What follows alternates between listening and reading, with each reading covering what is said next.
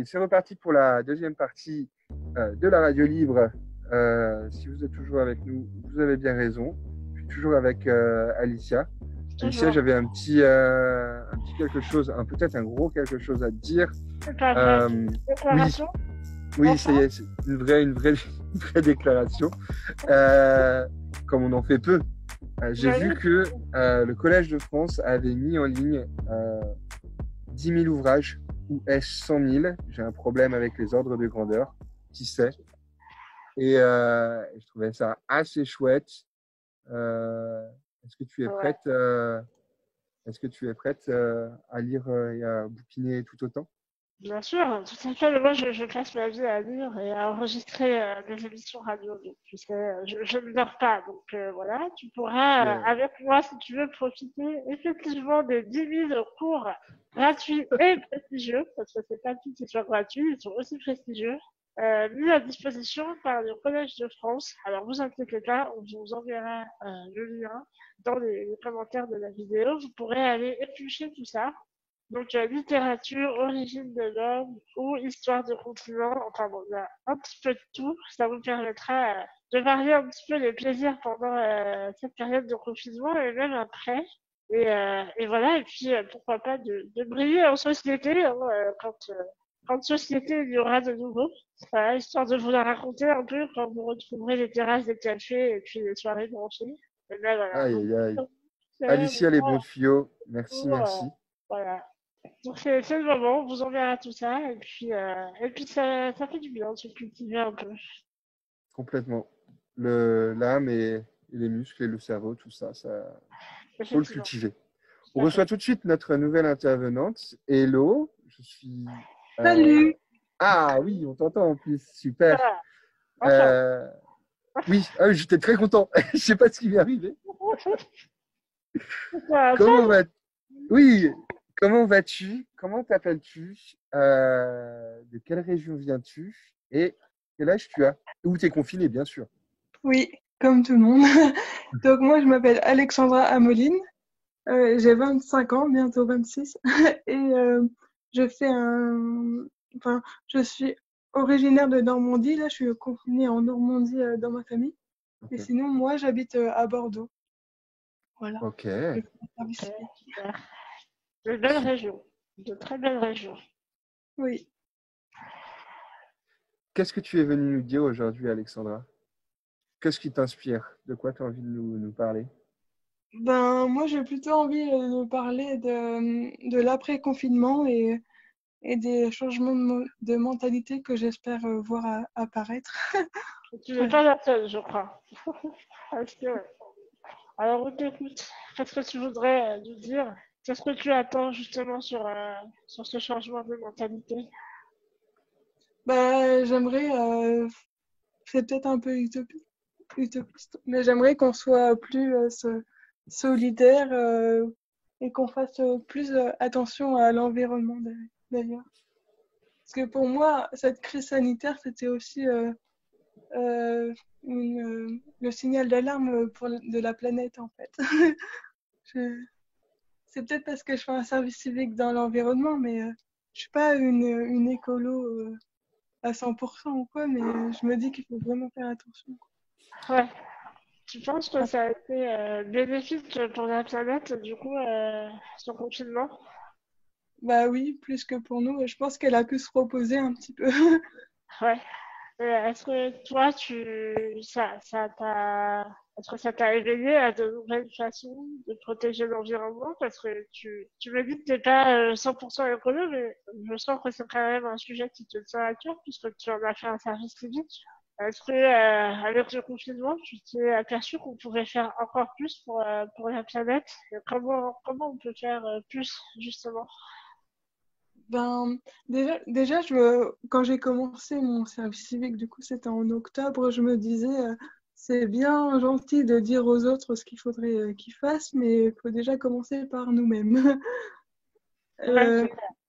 et On du est coup, d'accord. et du coup, voilà, après, je, j'avoue que je savais pas trop par où commencer parce que à part trier mes déchets, ben, je faisais pas non plus. grand-chose. Enfin, si je faisais attention à l'eau et à l'électricité, mais Ouais, c'est pas évident aussi. C'est pas évident de trouver des bonnes façons de protéger l'environnement. Du coup, qu'est-ce qui a changé là depuis quelques temps dans ta vie de tous les jours? et puis je me disais aussi que en situation de handicap, bon, c'était plus simple d'acheter des produits en gros déjà faits Ouais. au lieu de m'embêter à faire ma propre lessive et tout, que ça allait me prendre du temps, mais en fait pas du tout. Ouais, Et j'ai commencé à faire ma propre lessive. J'ai fait Wow. mon propre produit pour laver la vaisselle. Et les produits désinfectants, j'ai fait avec du vinaigre blanc. Et puis les trucs enfin, qui nous tuent la santé quand on les respire et qui tuent aussi la planète. Enfin, j'ai fait plein de petites choses comme ça et je me suis dit, c'est peut-être pas grand-chose, mais déjà c'est un début. Je trouve ça super ce que tu racontes, Alexandra. J'aime bien aussi cette analyse que tu fais. Qu'est-ce que c'est d'être écolo et en situation de handicap? Parce que c'est vrai que du coup, ça implique aussi peut-être certaines logiques qui dit que bah ouais, comme on est handicapé, c'est peut-être plus simple de manger des plats tout préparés, comme c'est peut-être plus simple de faire un ci et un tel. Et grand défenseur du vinaigre blanc. Moi, je nettoie aussi tout au vinaigre blanc. Je fais un petit big up à ma maman qui m'a inculqué l'utilisation du vinaigre blanc. C'est vrai que c'est une sacrée question de se demander comment on fait pour être mieux écolo. Qu'est-ce que tu fais, toi, au sein de ton service civique, du coup? Bah, moi, au sein de mon service civique, en fait, on fait du porte-à-porte, on fait des réunions avec les gens, soit pour faire des activités et leur montrer, je sais pas moi, comment trier à travers des jeux, l'intérêt du compost, etc., etc. Et en fait, j'ai deux missions, donc Ok. une mission dans les écoles et une mission dans l'environnement. Et du coup, je me dis que pour commencer à éveiller les gens au tri, etc., bah, ça tombe bien parce qu'il faut commencer par les enfants, je pense. Au contraire, ils sont pas trop jeunes pour comprendre, etc. Je pense que c'est ouais. dès le plus jeune âge qu'il faut semer une graine dans leur petite tête et qu'ils comprennent très bien en plus. Parce que je fais une mission citoyenne, etc. Mais je me suis dit pourquoi pas mélanger et le côté école, animation avec le côté Mm. environnement et on apprend l'anti-gaspi, le recyclage, etc. Mais c'est vraiment super, quoi. Mais bah là, pendant le confinement, je me disais comment je vais pouvoir continuer tout ça parce que bah, malheureusement, je les vois plus. Bah ouais. Et du coup, bah là, je fais de l'aide aux devoirs principalement, mais je fais aussi des quiz, des fois sur l'environnement, etc. Des Super. petits, des petits Vas-y, je suis défis. prêt. T'en as une de questions là? Allez, vas-y, on a le buzzer, vas-y. Vas-y, on est chaud. On est chaud. Euh, bah, comme ça, là, tout de suite, j'en ai pas vraiment, mais Pardon, Alexandra. Pardon. je peux y réfléchir peut-être à la fin Ok, de l'interview et je vais penser à une question une petite question en qui me viendrait. particulier. Tu nous Je donnerais un pourrais peu vous comment poser. tu fais ta recette? Parce que ça, c'est incroyable quand même. Tu fais ta propre lessive, tu Oui, fais ton propre, comment ça s'appelle, produit pour nettoyer la vaisselle? oui. Alors là, oui, j'ai les recettes sur moi, par exemple, Ah, bravo je peux vous les Alexandra. donner. Ok, je vais tout savoir. Attends. Alors, pour la lessive, il faut. Vous avez de quoi noter? On est prêt. On est prêt. Il faut 2 cuillères à soupe de savon de Marseille, Ok, 2 cuillères à soupe de cristaux de soude et 2 verres de bicarbonate de soude. ok, c'est tout simple. J'ai l'impression d'être dans le petit chimiste. Tu sais? Voilà. C'est pas vrai. C'est juste ces trois petits éléments et tu fais ta propre lessive avec. Oui. En général, pour une machine, faut mettre à peu près 5 cuillères. Ok. Ça te prend combien de temps à peu près à réaliser? En fait, ça prend pas du tout beaucoup de temps, hein. Moi, sincèrement, la dernière fois, ça m'a pris 10 minutes. Enfin, au Ouais, début, j'ai je me l'impression. disais que ça allait me prendre du temps, mais en fait, pas du tout. Du coup, c'est assez accessible à tous, je pense, enfin, à tous, évidemment, en fonction des possibilités de chacun, mais du coup, toi-même, tu dis, moi, je voulais pas me casser la tête, je voulais acheter des produits tout faits, parce que voilà, j'estime que c'est assez compliqué pour moi, en gros, donc je vais pas me casser la tête, mais est-ce que voilà, tu en tires une satisfaction personnelle aussi à prendre ces 10 minutes par jour ou par semaine pour faire ta lessive? Tu protèges l'environnement, mais est-ce que tu te dis, bah voilà, du coup, moi aussi je peux agir et moi aussi je peux faire des choses un petit peu plus manuelles. Enfin, quelle satisfaction en fait tu en tires personnellement Oui, dans et cette... puis c'est marrant parce que du coup, ça devient un petit peu un jeu aussi avec mon auxiliaire de vie qui, elle, Ah oui, ramène, ramène ses contenants en verre pour aussi faire sa propre lessive, etc. Et, enfin, ça fait des ateliers, c'est assez marrant.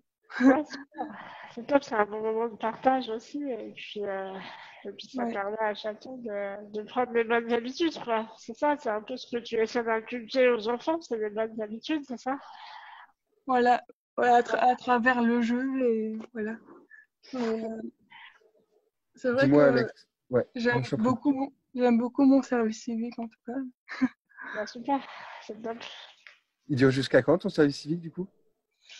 Ben là, il se termine le 21 juin, donc j'espère que je vais pouvoir voir les petits loups avant la fin. Ouais. Voilà. Et comment tu arrives à t'organiser là, du coup, avec le confinement? Tu arrives à faire des activités en visio? Comment tu t'as inventé une nouvelle façon de fonctionner? Dis-moi. Oui, à travers le visio, que ce soit pour les activités plus pour l'environnement ou même pour l'aide aux devoirs, parce qu'il y en a qui font par téléphone, mais moi je préfère voir la personne, je trouve ça Ouais. plus convivial, etc.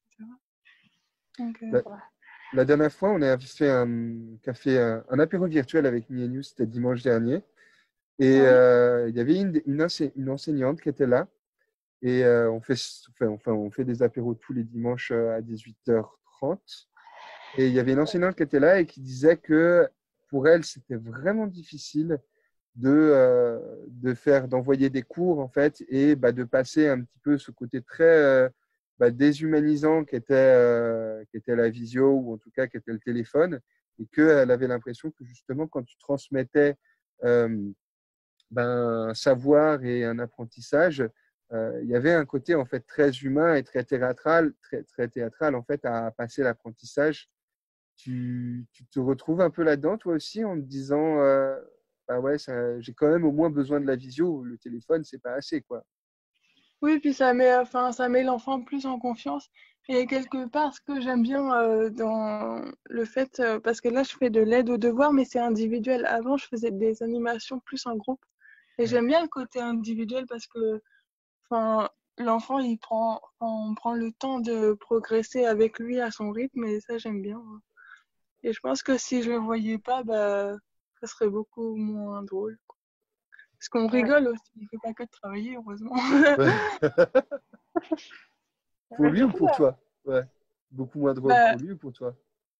bah, pour les deux, parce qu'au Ouais. bout d'un moment, il s'est instauré de la confiance, de la complicité un peu. Et, enfin, c'est un vrai moment de partage, moi j'aime bien.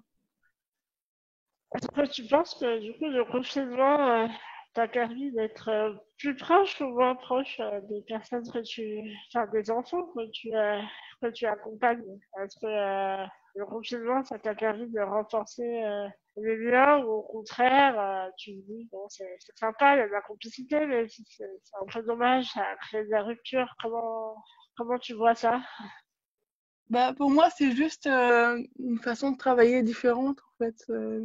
Ça m'a pas éloigné d'eux. Ça, ça m'a pas, ça m'a pas forcément rapproché non plus, mais c'est juste une façon de travailler différente. Et enfin, pour les personnes qui étaient timides, en tout cas, ça m'a rapproché d'eux, oui, parce que l'effet de groupe, des fois, ça leur fait peur Ouais. Ouais, on et voit que peut-être qu'ils le découvrent en ce moment, quoi. on voit que finalement, le confinement, ça a bousculé pas mal de choses hein, sur les méthodes de travail, sur l'environnement, sur la relation qu'on a aux autres.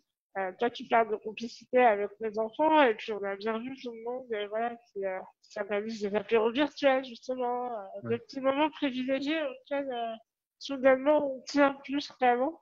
Et, euh, et tout à l'heure, tu me parlais de changement de mentalité après le confinement. Est-ce que tu penses que c'est des habitudes qu'on va garder ou ça va s'envoler? D'après toi, comment tu imagines la suite, Alexandra? Bah, moi, j'ai peur que les gens prennent trop peur et qu'à la fin, enfin, oui, il faudra plus se toucher et tout, mais enfin, que ça fasse un petit peu comme au début quand les gens se battaient pour des pâtes ou du papier toilette. Et je voudrais pas ça, en fait. Je voudrais que les gens restent solidaires et après, voilà, s'il y en a qui ont peur, etc., c'est compliqué à gérer après. Mais au-delà de la peur du virus, etc., au-delà de tout ça, est-ce que tu penses que dans la société qu'on va reconstruire, les relations humaines seront différentes? Est-ce que, d'après toi, comment elle serait la future société idéale sur le plan humain, sur le plan respect des autres, respect de l'environnement, etc. Est-ce que tu peux nous donner ta vision, ton idéal, là, tout de suite, si tu devais l'imaginer? Bah, moi, j'aimerais bien, du coup, d'une société plus solidaire, moins compétitive, parce que malheureusement, j'ai l'impression que même dans les écoles, on apprend aussi très vite la compétition. Oui, j'ai une meilleure note que toi, etc. Mais en fait, on s'en fiche. Enfin. Et, euh, et j'aimerais bien que qu'on au niveau de l'environnement, de la nourriture et tout, j'aimerais bien qu'on consomme plus local, parce que déjà, il va falloir aider beaucoup les commerçants, etc., qui vont galérer quoi après le confinement financièrement. Ouais. Moi, je pense aussi à ça. Par exemple, j'ai arrêté d'acheter sur Amazon et Ah, pourtant bravo. j'achetais beaucoup parce que je me disais aussi que oui, en situation de handicap, c'est plus facile d'acheter sur Internet ou même sur n'importe quel site, mais c'est plus facile d'acheter sur Internet que d'aller faire les magasins et de se déplacer. Mais en fait, ouais, je me dis finalement, il y a des petits commerçants qui vendent des vêtements pas trop mal et puis voilà, ils ont plus besoin que les grosses entreprises comme ça. Bah après, il faut trouver, je suis d'accord avec toi, je pense qu'il faut trouver la bonne alternative aussi, c'est-à-dire entre les besoins des gens, parce que bah, quand tu es à domicile ou en établissement, t'as pas forcément l'opportunité de te rendre dans le commerce du coin, parce que t'es pas accompagné, parce que c'est pas accessible, parce qu'il n'y a pas de famille autour de toi qui peut t'aider à t'apporter des courses, etc. C'est vrai que t'es tenté d'acheter sur les gros groupes, sur Amazon, sur Internet. Mais à côté de ça, effectivement, bah, il faut pouvoir être en phase avec ses convictions, ses engagements et ses envies aussi. Enfin, je veux dire, moi, en ce moment, je suis une grosse fan je suis une grosse fan du JT de 13h. Alors oui, c'est pas du tout comme mes habitudes. Pourquoi? Parce que bah, je trouve ça génial de voir tous ces produits et tout. Et là, tous les jours, je suis là, ah ouais, ça a l'air trop bon. Mais comment on a pu passer à côté de ça et tout. Donc, oui, je suis nouvelle fan de Jean-Pierre Ferrand. Cette révélation d'Alicia, mais Ah alors là, oui, qu'est-ce qui se passe, quoi? passer Tu... de Sex and the City à très bien. Voilà, c'est tout. Je suis très, Moi, très j'ai fan de ce plutôt que... arrêté de, pardon, moi, j'ai Non, plutôt arrêté de regarder les infos parce que je trouve, enfin, encore, certains infos à 13h, ça, ils sont pas, ben, je sais pas, moi, j'ai éteint c'est pas trop déprimant. Il y a certaines infos le midi qui sont pas trop déprimantes. Mais, Oui, voilà. moi, j'ai éteint la télé, quoi, parce que moi, ça me déprime, Je un sais peu. pas. Bon. ah, Vraiment moi, je suis pour très fan de ce que tu dis, Alexandra, hein. Ça me parle complètement. Éteindre la télé, ça me paraît... Moi, ça me parle. Je comprends... Je vois bien le message qui est derrière. C'est aussi consommer un petit peu moins... bah, c'est déconsommer. Parce que la télé, c'est une espèce de consommation aussi en continu. C'est du toujours plus, toujours plus. Et du coup... il y a un peu, ça va dans le même sens de ce que tu dis, un peu décroître, arrêter de faire tourner Amazon et des livreurs qui sont un peu maltraités d'une certaine façon et qui sont mis à rude épreuve aujourd'hui. Le fait de pouvoir se dire qu'on participe à son niveau à cette décroissance, notamment en ce moment où on te parle, comme tu l'as dit si bien, de la compétition à l'école, qu'est-ce que vaut une vie par rapport à l'économie. On va déconfiner parce que sinon l'économie ne va pas tenir. Il y a cette compétition quotidienne. Est-ce qu'on veut faire vivre les gens ou est-ce qu'on veut que ce soit le capitalisme qui vive? Moi, c'est des sujets qui me parlent beaucoup. Je suis très heureux que tu les mettes un peu en avant et que tu te sentes investi par ceci, notamment à ton âge où tu as ce déclic qui se fait et tu te dis, bah ouais, en fait, c'est pas tant ma situation de handicap qui est bloquante là-dessus. Bravo pour ton travail, bravo pour ton déclic et puis pour les messages que tu portes. Je suis à fond, moi. Je suis à fond. 200% d'accord avec toi, Alexandra.